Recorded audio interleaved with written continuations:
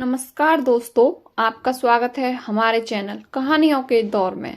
आज मैं आपको सुनाने जा रही हूँ पिता के तानों से तंग आकर बेटे ने उठाया इतना कठोर कदम, पिता को भुगतनी पड़ी इतनी बड़ी सजा। चलिए शुरू करते हैं आज की ये कहानी। महेश जी का घर पूरी तरह से सुख संपन्न था, क्योंकि 3 बेटे थे। सचिन आशीष सरकारी नौकरी पर थे, एक डॉक्टर तो एक पुलिस में था। महीने पर अच्छी खासी रकम घर पर आ जाती थी।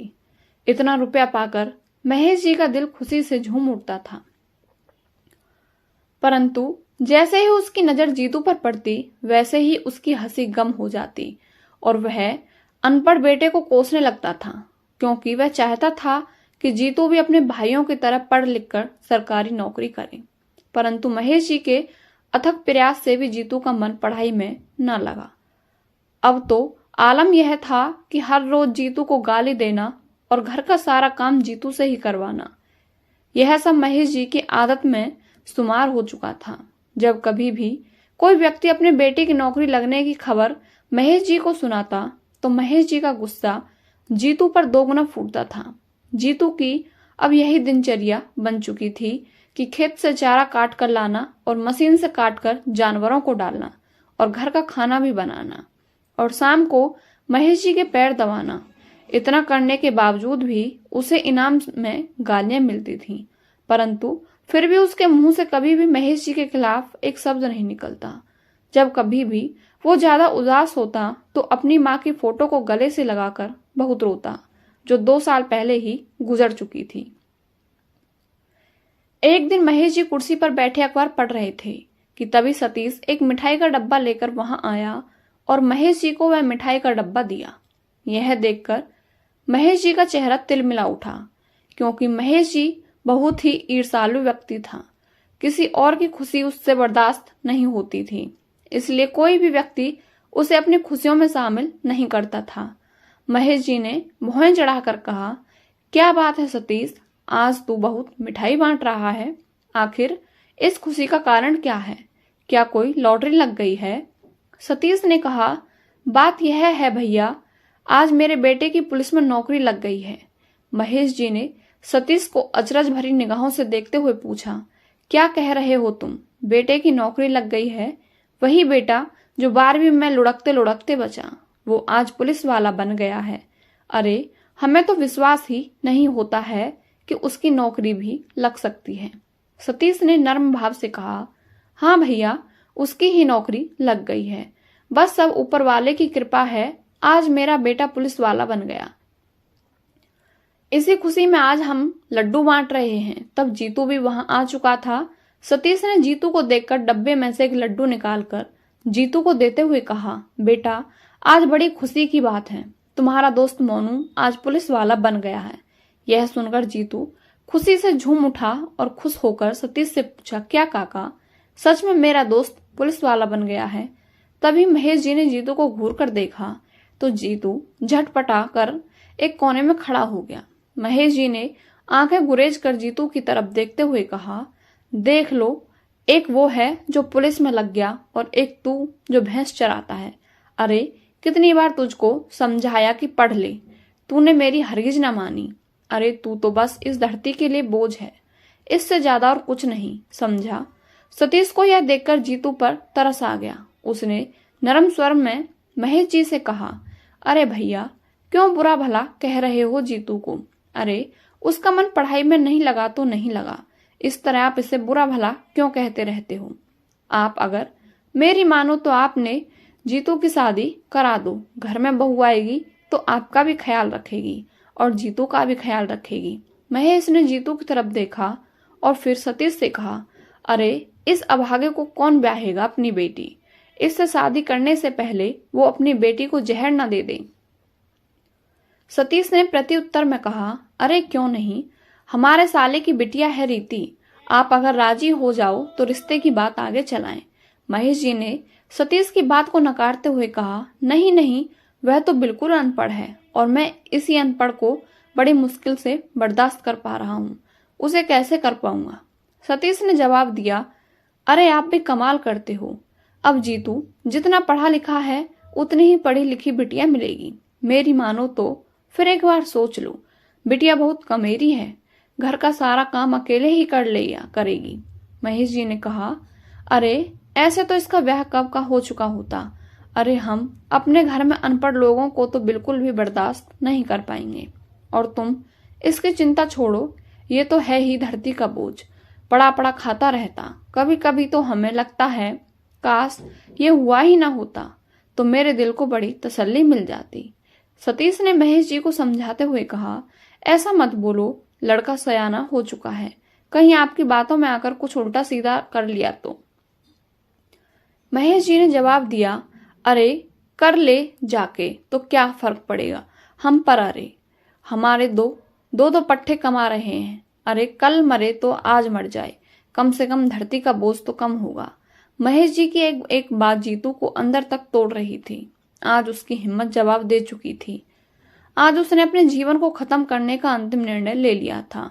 आज उसने एक बड़ी सी रस्सी ले ली और चारा लेने के बहाने घर से निकल गया और खेत पर खड़े नीम के पेड़ पर उसने फांसी लगा ली। जब रात अधिक हो गई और जीतू घर वापस नहीं लौटा तो महेश जी ने आस पड़ोस में पता किया। पता करने पर पता चला कि वह खेत में चारा लेकर वापस नहीं आया था। अब महेश जी खेत पर गए। वहां वह नीम के पेड़ की तरफ देखकर सन्न रह गए, क्योंकि नीम के पेड़ पर जीतू की लाश झूल रही थी। गांव के लोगों की भीड़ एकत्रित हो गई और वहां उपस्थित लोगों ने जीतू की लाश को नीम के पेड़ से उतारा और उसका क्रियाकर्म किया। परंतु इतना कुछ होने के बावजूद महेश जी पर कोई प्रभाव नहीं पड़ा। वह पहले की तरह ही जिंदगी जीने लगा। वक्त धीरे धीरे गुजरता गया।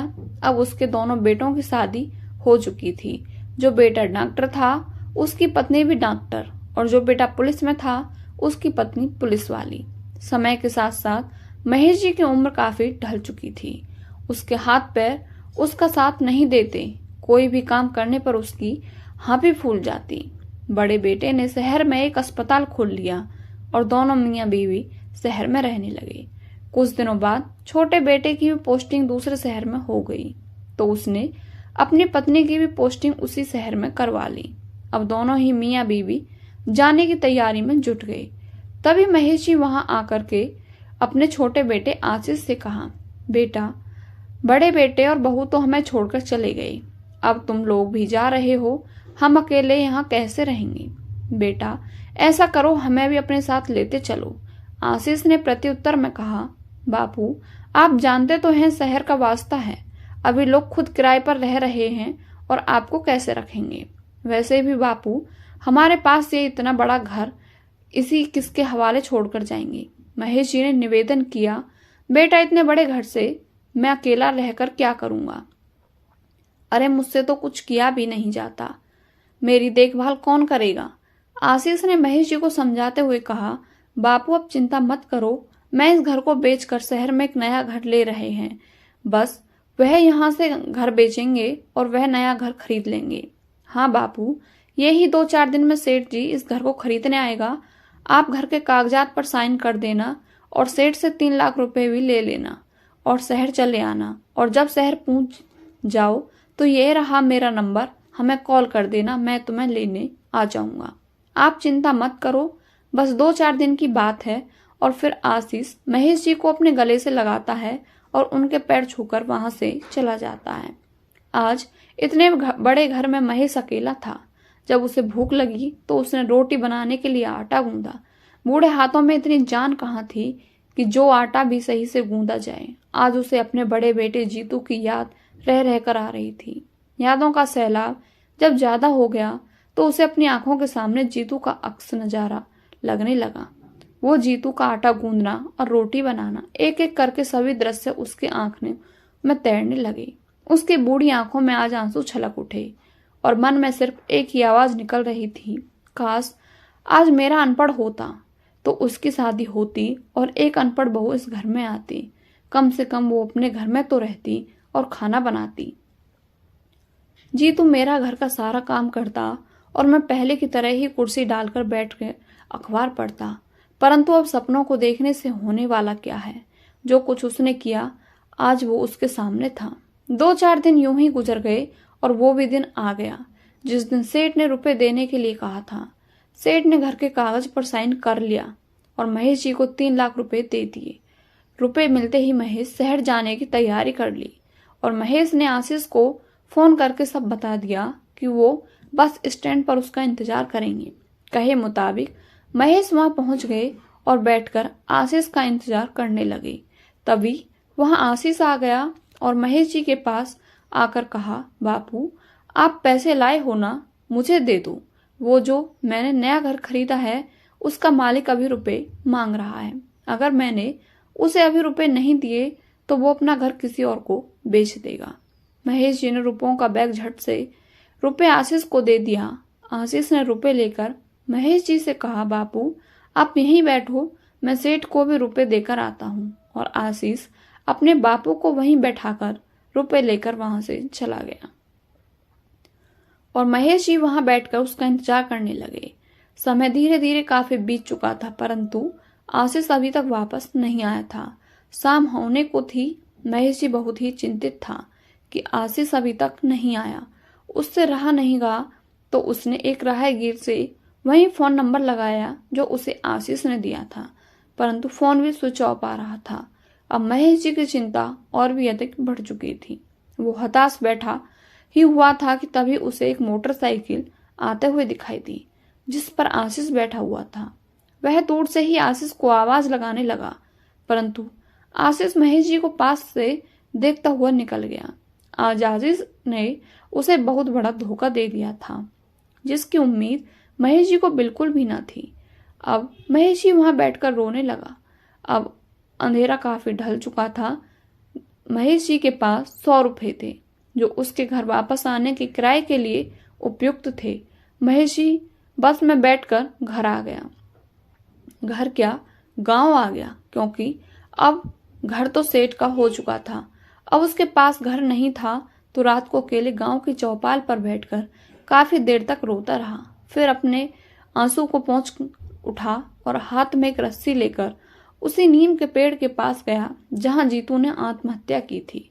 उसी पेड़ के नीचे बैठ के दहाड़े मार मार कर रोने लगा और रोते हुए कहा, बेटा जीतू आज मेरे लिए खाना बनाने वाला कोई नहीं है। आज तेरा बाप इतना बूढ़ा हो गया कि अपने हाथों से अपने लिए खाना भी नहीं बना पाता। आज बहुत अरसे हो गए हैं तेरे हाथ का खाना खाए। आज फिर से तेरा बाप तेरे हाथ का खाना खाना चाहता है। खिलाएगा ना बेटा? आज तेरा बाप तेरे घर खाना खाने आ रहा है। तू अपने इस अभागे बाप को अपने घर में स्वीकार करेगा ना? कहीं अपने भाइयों की तरह मुझे निकाल मत देना। इतना कहते कहते वह फूट कर रोने लगा और अंत में उसी के पेड़ पर रस्सी डालकर फांसी लगा ली। 5-6 मिनट तक वह फड़फड़ाया और फिर एकदम शांत पड़ गया। उसकी गर्दन नीचे को लटक गई और वह अंतिम दहम को चला गया। आपको ये कहानी कैसी लगी हमें कमेंट बॉक्स में अवश्य बताएं और हमारे चैनल कहानियों के दौर को सब्सक्राइब करके बेल आइकन अवश्य प्रेस करें।